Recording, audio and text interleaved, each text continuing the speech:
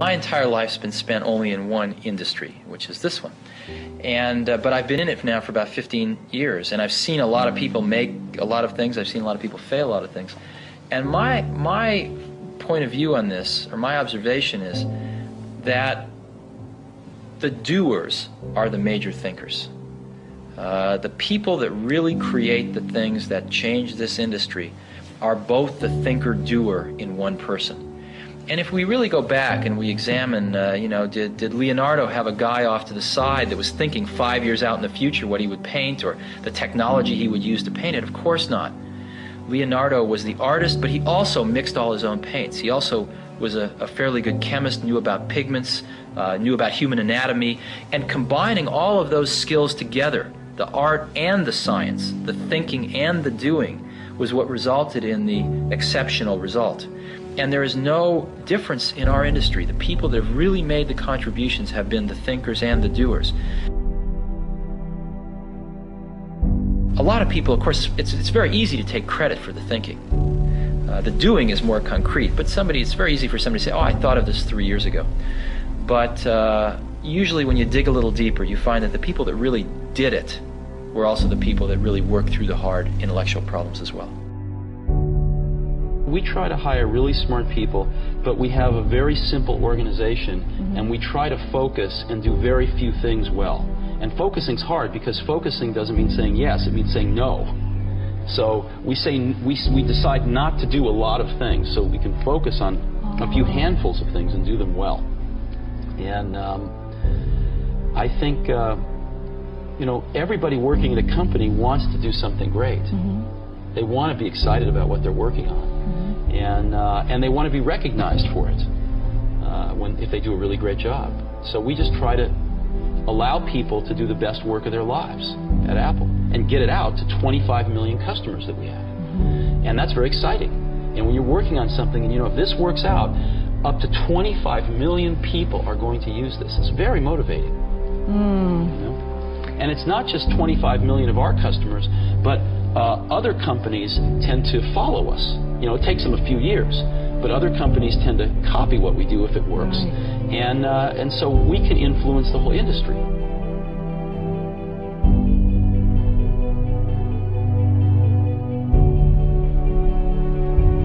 When I was a young kid, there was a widowed man that lived up the street.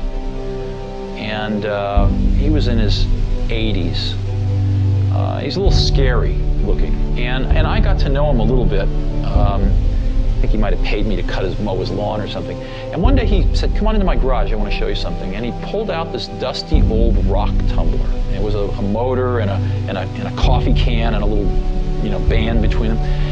And he said, come on with me. We went out to the back and we got just some rocks, some regular old ugly rocks.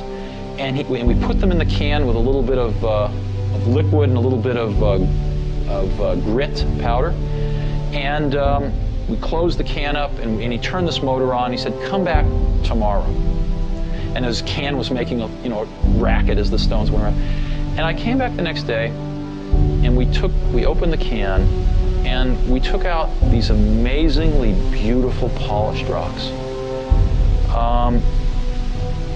The same common stones that had gone in through rubbing against each other like this, creating a little bit of friction, creating a little bit of noise, had come out these beautiful polished rocks. And that's always been in my mind my metaphor for a team working really hard on something they're passionate about is that it's through the team, through that group of incredibly talented people bumping up against each other, having arguments, having fights sometimes, making some noise, and working together, they polish each other. And they polish the ideas, and what comes out are these really beautiful stones. So it's hard to explain, and it's certainly not the result of one person. I mean, people like symbols, so I'm the symbol of certain things, but it really was a team effort on the Mac. One of the things that really hurt Apple was after I left, John Sculley got a very serious disease. And that disease, I've seen other people get it too. it's the disease of thinking that a really great idea is 90% of the work. And that if you just tell all these other people, you know, here's this great idea, then of course they can go off and make it happen.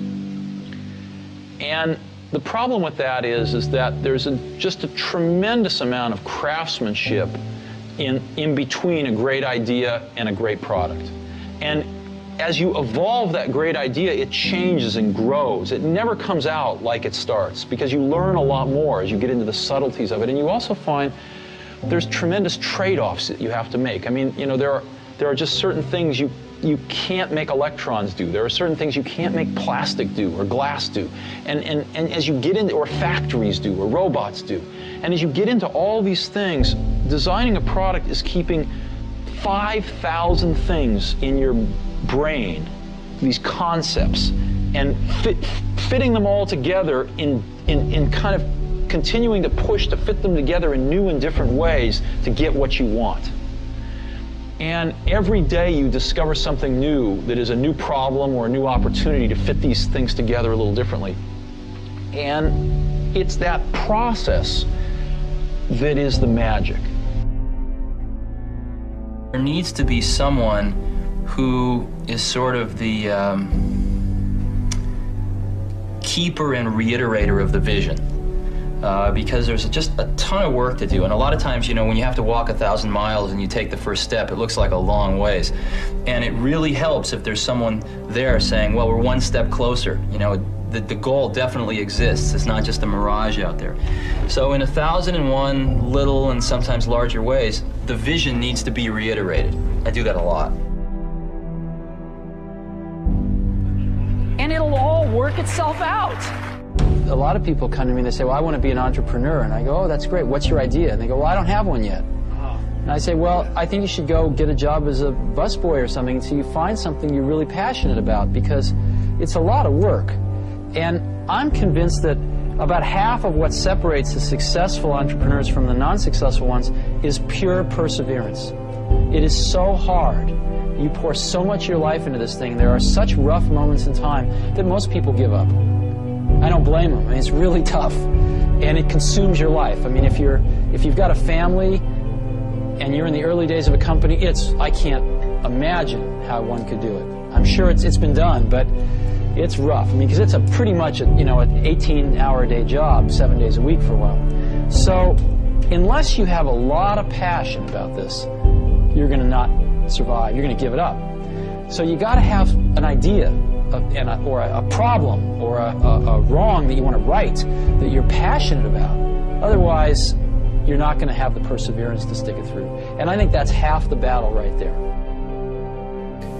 Now that's why you need to do it young. Now that's why we started Apple. We said, you know, we have absolutely nothing to lose. I was 20 years old at the time. Woz was 24 or 5. So we have nothing to lose. I mean, we have no families, no children, no houses. Woz had an old car. You know, I had a Volkswagen van. I mean, all we were going to lose is our cars and the shirts off our back. We had nothing to lose, and we had everything to gain. And we figured, even if we crash and burn and lose everything, the experience will have been worth 10 times the cost. So what did we have to lose? There was no risk. And that's, you know, I think that's a very healthy way to look at it. Some people say, well, you could have gone to college and been a lawyer. Well, you're right, but you can go to college and be a lawyer when you're 25. And there's nothing that stops you from doing that. The only thing you really have in your life is time. And if you invest that time in yourself to have great experiences that are going to enrich you, then you can't possibly lose. So I always advise people, don't wait. Do something when you're young, when you have nothing to lose, and keep that in mind. And I think that's the best way. Not that people can't start companies when they're 50. I've seen that. Very successful companies. But it's a lot easier when you're young and have nothing to lose and don't have the responsibilities to other people that you will acquire later on in your life. It's hard to remember how bad it was, you know, in early 80s. With IBM taking over the world with the PC, with DOS out there, it was far worse than the Apple II. They tried to copy the Apple II, and they'd done a pretty bad job, and you needed to know a lot. And so things were kind of slipping backwards. And Macintosh was, you saw the 1984 commercial. I hope you have that in your archives. You know, Macintosh was basically this this relatively small company, you know, in Cupertino, California, taking on the Goliath, IBM, and saying, wait a minute, your way is wrong. This is not the way we want computers to go. This is not the legacy we want to leave. This is not what we want our kids to be learning. This is wrong, and we are going to show you the right way to do it. And here it is. It's called Macintosh, and this is so much better that it's going to beat you. And we are going to do it. And that's what Apple stood for. Things are packages of emphasis. Some things are emphasized in a product, some things are not done as well in a product, some things are chosen not to be done at all in a product. And so different people make different choices. And if the market tells us we're making the wrong choices, we listen to the market. We're just people running this company. We're trying to make great products for people. And so we have at least the courage of our convictions to say, we don't think this is part of what makes a great product. We're going to leave it out. Some people are going to not like that. They're going to call us names. It's not going to be in certain companies' vested interests that we do that, but we're going to take the heat because we want to make the best product in the world for customers. And we're going to instead focus our energy on these technologies, which we think are in their ascendancy and we think are going to be the right technologies for customers. And you know what? They're paying us to make those choices. That's what a lot of customers pay us to do, is to try to make the best products we can. And if we succeed, they'll buy them. And if we don't, they won't. I didn't know how to explain it then, but I've thought a lot about it since. Most things in life, the dynamic range between average and the best is at most 2 to 1. Right? Like if you go to New York City and you get an average taxi cab driver versus the best taxi cab driver, you know, you're probably going to get to your destination with the best taxi cab maybe 30% faster. You know, in an automobile, what's the difference between an average and the best? Maybe, I don't know, 20%. The best CD player and an average CD player, I don't know, 20%. So 2 to 1 is a big, big dynamic range in most of life. In software, and it used to be the case in hardware too, the difference between average and the best is 50 to 1, maybe 100 to 1. Easy. Okay? Very few things in life are like this, but what I was lucky enough to spend my life in is like this. And so I've built a lot of my success off finding these truly gifted people and not settling for B and C players, but really going for the A players. And I found something. I found that when you get enough A players together, when you go through the incredible work to find, you know, 5 of these A players, they really like working with each other because they've never had a chance to do that before. And they don't want to work with B and C players, and so it becomes self-policing, and they only want to hire more A players. And so you build up these pockets of A players, and it propagates. And that's what the Mac team was like. They were all A players. And these were extraordinarily talented people.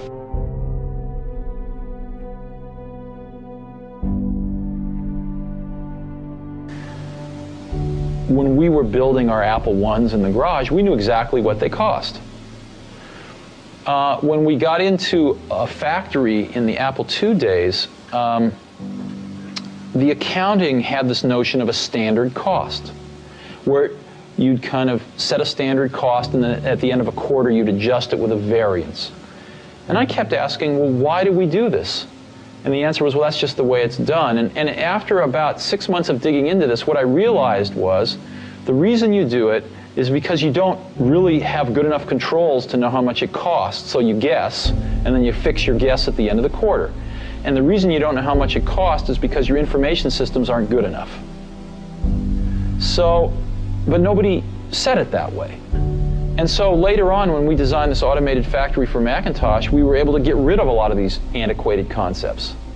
and know exactly what something cost to the second. So in business, a lot of things are, I call it folklore.